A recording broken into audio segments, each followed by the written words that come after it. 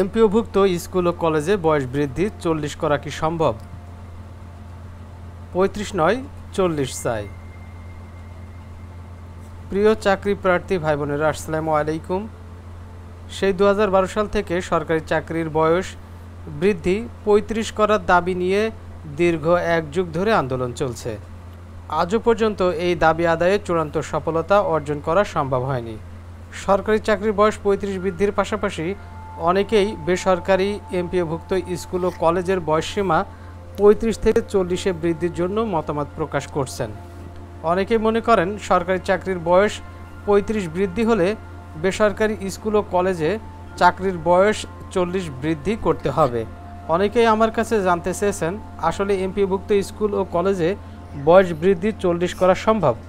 এ নিয়ে কোনো পরিকল্পনা বা আন্দোলন হচ্ছে? এখনও পর্যন্ত এমপিওভুক্ত প্রতিষ্ঠানে বয়স বৃদ্ধির ব্যাপারে তেমন কোনো যৌক্তিক দাবি পেশ করা হয়নি।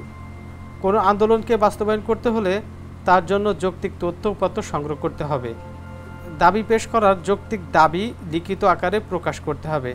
সেটি যদি গ্রহণযোগ্য ও সমর্থন পায় তাহলে অবশ্যই 40 করা সম্ভব হবে। এখন আপনি কি মনে করেন এমপিওভুক্ত স্কুল ও কলেজে 40 বৃদ্ধি করা প্রয়োজন এবং এটা কতটুকু যৌক্তিক বলে আপনি মনে করেন?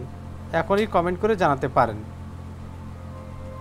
এছাড়াও অনেকেই বেসরকারি ও কোম্পানি চাকরির বয়সসীমা 45 বৃদ্ধির জন্য আগ্রহ দেখাচ্ছেন। কাজেই এমপিওভুক্ত স্কুল ও কলেজ এবং বেসরকারি প্রতিষ্ঠানের চাকরির বয়সসীমা বৃদ্ধি করতে হলে লিখিত আকারে যুক্তিসঙ্গত দাবি পেশ করতে হবে, তাহলে কেবল সেটি সকলের কাছে গ্রহণযোগ্য পাবে।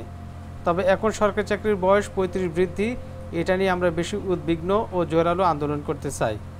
আপনার মতামত আমরা আশা করছি। কাজেই সার্বিক দিক বিবেচনা করে আপনি কোনটি নিয়ে ভাবছেন এই মুহূর্তে আমাদের জানাতে ভুলবেন না। আজ এখানে শেষ করছি। ভালো থাকবেন, সুস্থ থাকবেন। আল্লাহ হাফেজ।